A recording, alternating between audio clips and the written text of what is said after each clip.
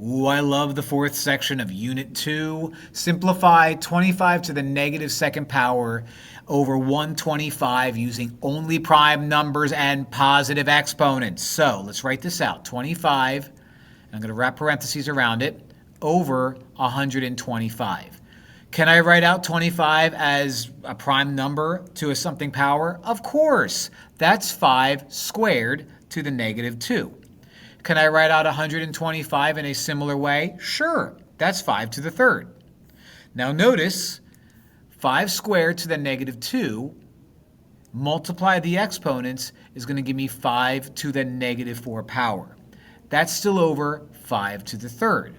Now this says use only positive exponents. There's a negative exponent right there.